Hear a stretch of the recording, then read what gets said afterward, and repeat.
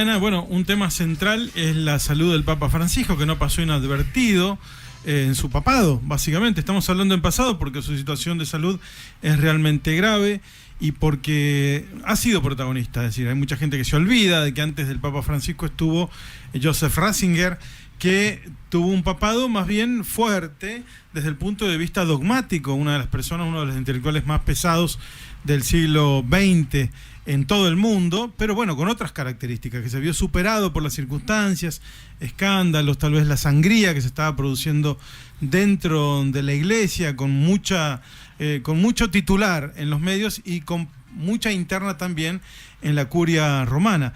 ¿Qué trajo Francisco? Un montón de cosas para afuera de la Argentina y un montón de cosas para adentro de la Argentina. Yo creo que el argentino que más sabe del tema y escribió un libro que se llama El Papa Peronista es Ignacio Zuleta, y por eso de nuevo lo hemos llamado. Ignacio, buen día, ¿cómo le va? ¿Qué tal? ¿Cómo andan? Bien, muy bien, buen buen día. Bueno, muy influyente el Papa, dentro y fuera del país. Afuera lo ven casi como un ídolo, yo diría, de izquierdas, y en la Argentina tenemos otra mirada sobre él, ¿no? No, pero la izquierda al Papa Francisco. En el mundo se lo ve así, como una persona influyente, woke o de socialdemócrata que apoya a las minorías, pero claro, nosotros lo conocemos. Yo no, la verdad que no me sorprende la calificación. Es un hombre muy tradicional, muy en lo dogmático, muy conservador, que sostiene las posiciones más convencionales de la Iglesia en materia doctrinaria, y tiene un costado pastoral muy liberal, muy vinculado a lo que son la Iglesia Villera Argentina, que en última instancia es el sesgo más antiguo, más viejo de la Iglesia, que es el compromiso con los pobres, la ayuda a los más desposeídos, la acoger a la diferencia. Yo lo veo como un hombre muy tradicional, no ha tomado ninguna medida en lo dogmático que se pueda decir ni de izquierda. Creo que es un hombre muy conservador, y eso se ha caracterizado como un hombre de la Iglesia incuestionablemente. Ahora, es cierto que el mundo de la Guerra Fría había dado a la Iglesia un rol político vinculado con el anticomunismo, con las derechas, digamos, y eso ha tenido mucho la posición de muchos feligreses de la Iglesia, pero tiene que ver con la situación de cada país. Hay países donde la Iglesia ha tenido que defender a las izquierdas, en otros tenía que defender a las derechas, pero siempre vinculado a la visión de la... Bergoglio, el Papa Francisco, es muy cura. Yo lo veo como un tipo muy típico de la Iglesia. Claro. Pero bueno, son también percepciones. Sí, bueno, hay muchas críticas de sectores que todos conocemos que durante el kirchnerismo, él fue muy crítico del kirchnerismo, y el kirchnerismo fue muy violento también contra él porque tenían algunas disputas particularmente con medios de comunicación y con otras cuestiones, ¿no? E inclusive el kirchnerismo trasladó a Tucumán el Te Deum para no encontrarse con las homilías de Jorge Bergoglio. Pero una vez afuera hubo como un clic, ¿no? Como que cambió fuertemente y se le critica, se le cuestiona en la Argentina más que nada, que no sea crítico con Nicolás Maduro. Ayer, por ejemplo, hubo un posteo del presidente de Colombia, Gustavo Petro, donde decía mi compañero Jorge Bergoglio. Bueno, como que se lo vincula a ese aspecto. Bergoglio, más que Francisco, o en el rol de Francisco, ¿ha tratado de meter mano también en la política argentina o no? Él ha tenido una posición muy firme en materia política desde su juventud como sacerdote. El rol más importante que tuvo en los años 70 fue como la autoridad de la Compañía de Jesús en toda la provincia que incluye al cono sur de América, y como autoridad fue un hombre vinculado al sector más conservador de la Iglesia. Fue el hombre que alejó y hizo la purga más profunda de la Compañía de Jesús contra los sacerdotes de la llamada teología de la liberación, vinculadas con el marxismo, con la izquierda dialéctica, que seguían a la letra los protocolos del Concilio Vaticano, y él fue un hombre que ejerció una muy fuerte y muy poderosa reforma de la Compañía de Jesús, que fue un gesto de un enorme conservadorismo. Después, en materia política, estuvo muy lejos, fue muy crítico de la Iglesia argentina en la época del peronismo de Carlos Menem. Fue un hombre muy distante de todo el arco de los obispos que entornaban al gobierno de Menem, que estaban vinculados a el emblema de esa conducta era Monseñor Corrachino. Y él es un hombre que se distanció mucho, fue muy boicoteado por la política argentina, y trataron de impedir que él fuera designado obispo de Buenos Aires. Sin embargo, él fue designado obispo de Buenos Aires, inclusive impidió que Corrachino al morir fuera velado en la Casa de Gobierno. Eso le había llevado a vivir a la sede del episcopado, ahí en la Plaza de Mayo, y se impuso la orden de que fuera velado en la Catedral Metropolitana. Con el gobierno de los años de primera década del siglo, él fue muy crítico del gobierno de la familia Kirchner. Néstor Kirchner solía decir que el jefe de la oposición era Norberto Bergoglio. Néstor Kirchner, una de las pocas sesiones importantes del Congreso que fue como diputado, fue cuando se sancionaron leyes que fomentaban el matrimonio igualitario y instituciones que la Iglesia había criticado fuertemente. Eso fue hubo inclusive hechos que yo cuento en el libro del Papa Peronista, cuando quisieron destituirlo como arzobispo de Buenos Aires y reemplazarlo por alguien vinculado al gobierno de Cristina Kirchner. Es la razón por la cual el Papa nunca lo recibió a Sergio Massa, por ejemplo. Claro. Sergio Massa, que era jefe de gabinete, fue el hombre que lideró esa agresión hacia el Papa. Esa posición en la primera década del siglo lo acercó mucho a lo que significó el PRO y el gobierno de Mauricio Macri en la ciudad de Buenos Aires. El Papa siempre había tenido influencia en los gobiernos de la ciudad de Buenos Aires. Estoy hablando fundamentalmente del gobierno de Jorge Stellerman, jefe de gobierno, y luego Mauricio Macri, con el cual tuvo una relación bastante estrecha. Era el arzobispo de la diócesis de Buenos Aires, comprensible. En general, los obispos son muy amigos de los gobiernos de cada provincia, ocurre en todos lados. Y eso le dio una relación muy estrecha con el gobierno de Macri, que diría yo que fue, cuando Macri fue jefe de gobierno y después presidente de la Nación, fue el gobierno con el cual el Papa tuvo la mejor relación. Las grandes realizaciones del Papa de Francisco, inclusive del gobierno de Macri, son las de ese periodo. Me refiero a la ley de emergencia social de 2016. Fue la única emergencia que el gobierno de Macri dejó en pie cuando asumió en 2015. Ahí se crea el salario complementario de los pobres, lo que fue luego el plan Trabajar, el potencial trabajo, que sigue existiendo bajo otra forma. Fundamentalmente el censo de villas, donde se hace el censo de 6.500 barrios populares, y fundamentalmente la ley de villas, que es una ley revolucionaria, es una reforma agraria de la Argentina silenciosa, que es una ley que ordena la urbanización y la expropiación de las tierras en las villas para dársela a sus ocupantes. Esto compromete a 6.500 villas. Esa ley está en pie, esa ley se ratificó, se prorrogó en el gobierno de Alberto Fernández y sigue vigente hoy, diría muy acotada por un gobierno que le ha quitado fondos, porque el fondeo de esa ley, que sigue vigente, estaba comprometido con el impuesto a las grandes fortunas, por ejemplo, y algunas leyes de la era de Alberto Fernández.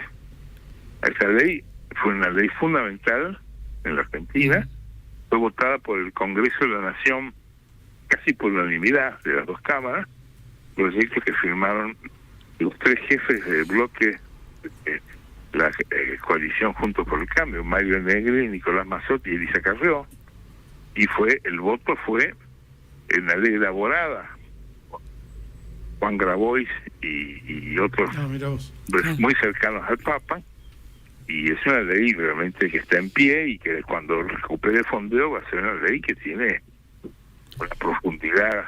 Yo diría que es la reforma más importante que hizo la Argentina en materia de ayuda a los pobres. Son 6.500 villas que está ordenado urbanizarlas y darles la tierra a quienes lo ocupan. Zuleta, eso ha sido muy importante. Sí. Le consulto por la cuestión, la comunidad católica siempre esperó que el Papa Francisco viniera a la República Argentina. Después de ser nombrado Papa, siempre lo estuvo esperando. De hecho, llegó a Chile y se creía que podía llegar a Argentina y bueno, eso nunca pasó. Ahora, bueno, esas posibilidades se diluyen y creo que, no sé si usted tiene información un poco más certera, pero da la impresión de que esto no va a ocurrir finalmente. ¿Usted piensa que es por una cuestión de agenda o porque por las cuestiones políticas de las que estamos hablando también el Papa decidió no venir a la Argentina? La venida del Papa a la Argentina yo la veo desde varios ángulos. Uno del ángulo personal. Papa, cuando le han preguntado, inclusive hace visitantes muy frecuentes, pero muy recientes, cuando estaba mejor de salud, le preguntaban, ¿y va a venir a la Argentina? Y él decía, tengo ganas de ir, pero yo en la Argentina he sufrido mucho. Es cierto, él cuando deja la conducción de la Compañía de Jesús en los años 70, él está prácticamente castigado por la iglesia y lo mandan a Córdoba de confesor de monjas, y después lo reducen casi a un estado de un cura de pueblo, y lo rescata Corrachino cuando lo nombra obispo auxiliar de Buenos Aires, diciendo, tengo un santito que he encontrado en Córdoba, y lo nombra arzobispo auxiliar con derecho a sucesión, para mucha rabia de mucha gente que, sorprendidos, ven que va a haber un arzobispo de Buenos Aires que no solo fue primado de la Argentina, sino que llegó a Papa. O sea, es una cosa sorprendente. Muy fuerte, como ¿no? Historia, claro, como historia.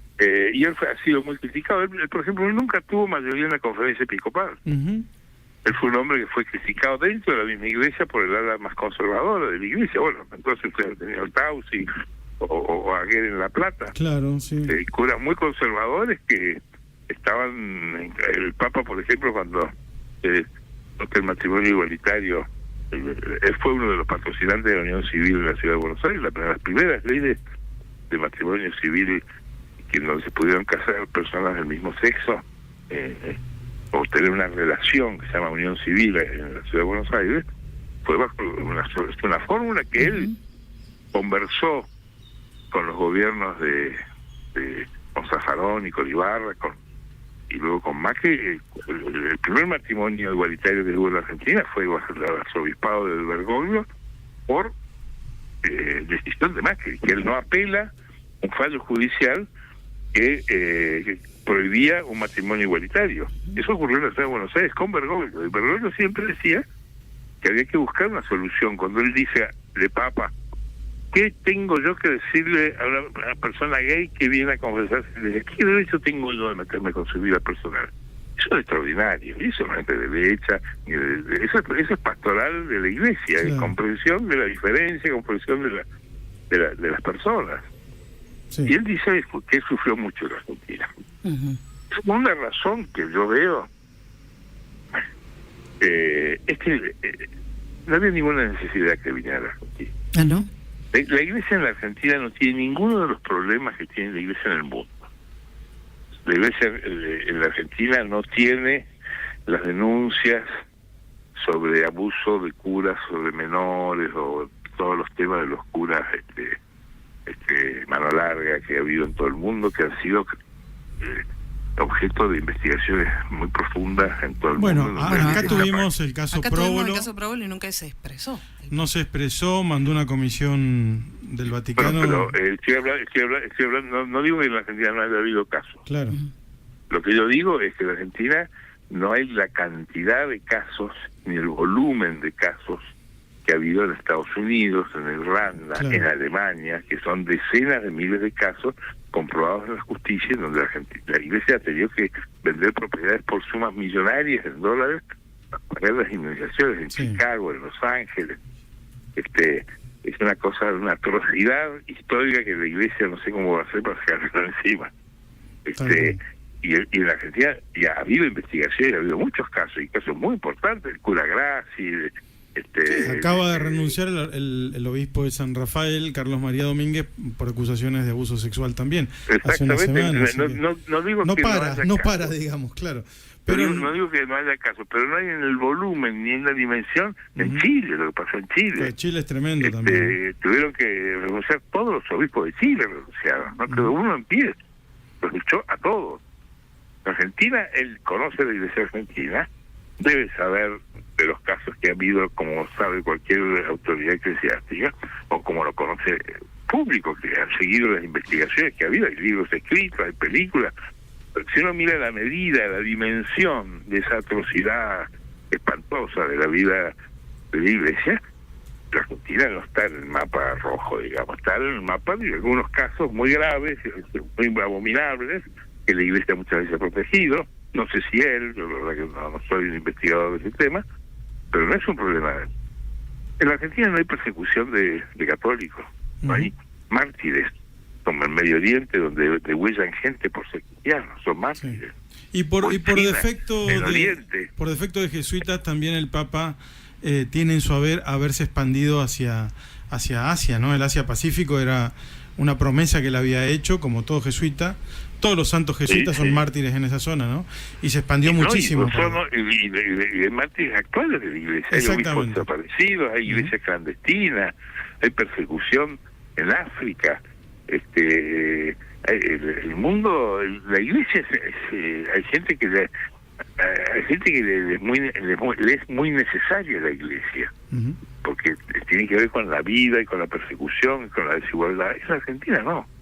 Entonces, cuando él dice, no voy a Argentina, él siempre dice que él no quiere ser una de las grandes contribuciones que hizo el Papa en toda su tarea política, y yo creo que he buscado expresar en el libro que escribí, que ha sido un hombre que ha contribuido de manera sustancial a la paz, a la pacificación de la Argentina. Cuando él se mete a reformar la Compañía de Jesús en los años 70, que estaba, como en todo el mundo, extraída en una tendencia que la Iglesia censuraba como muy cercana a la izquierda y al marxismo, al análisis marxista, él le salvó la vida a muchos curas perseguidos por el gobierno militar argentino y por gobiernos de Sudamérica, y los sacaba hasta en su auto con su DNI, los sacaba del país para protegerlo. Otros los escondía en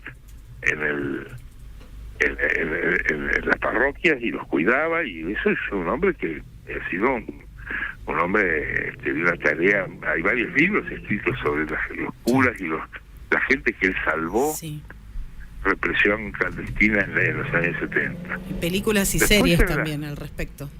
Claro, después cuando vienen los gobiernos que le tocan a él, que son básicamente el gobierno de Menem, final del gobierno de Menem, y los gobiernos de los años 90 y primera mitad y primeros años del siglo, él es un hombre que tiene unas posiciones muy firmes él tiene una posición muy firme contra Ibarra en la ciudad de Buenos Aires, que hay que considerarlo impío.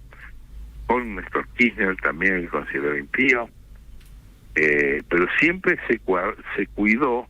Él decía a la gente que lo visitaba que él conocía la violencia de los años 70 en la Argentina, y que él lo último que querría es contribuir a que volviera una resurrección de la violencia callejera y de la violencia política. Y fue el factor de pacificación en esos años, aun cuando el gobierno de Cristina Kirchner pasa por crisis muy graves, después de 2011 y 2013,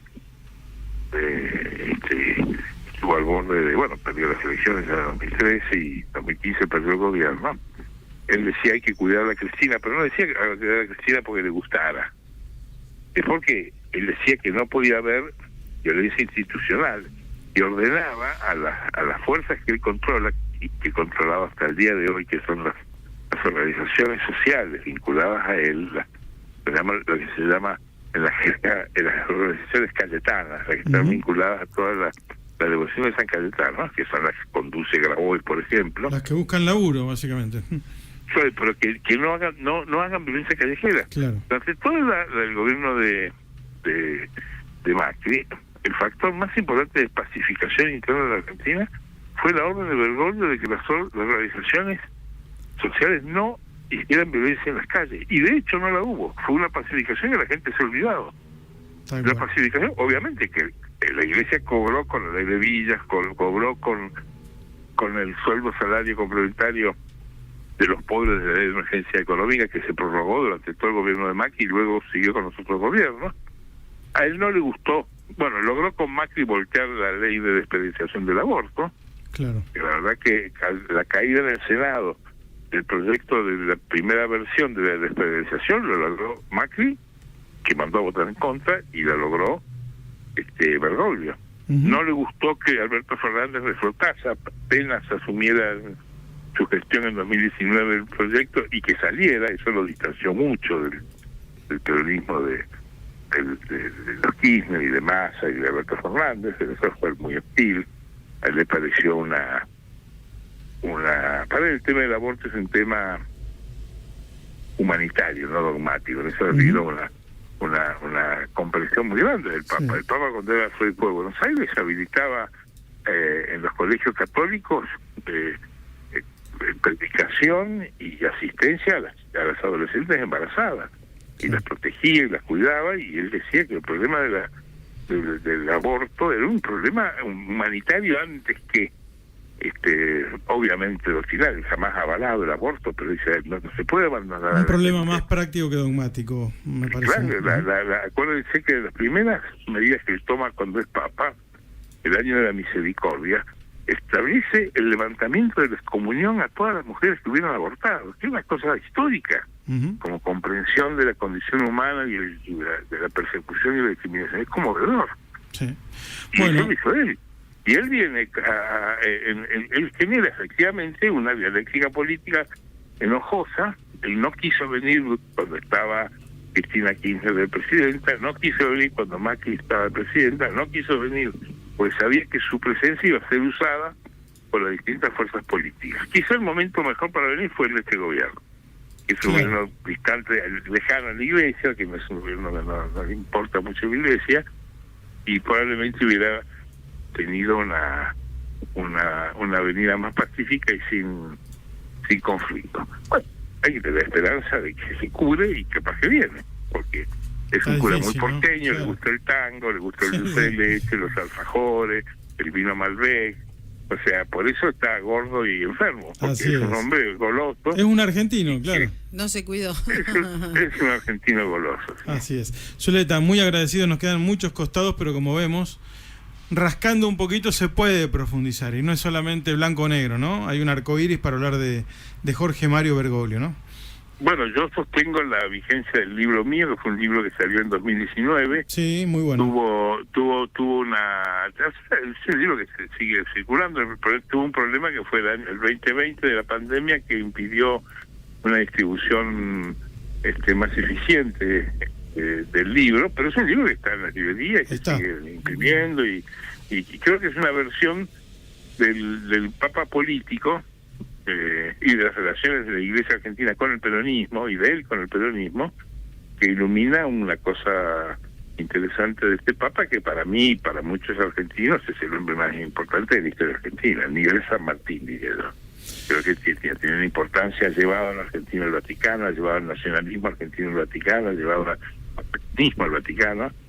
Eso es extraordinario como hecho político e histórico.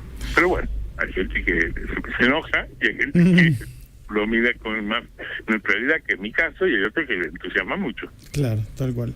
Gracias, Zuleta, muy atento.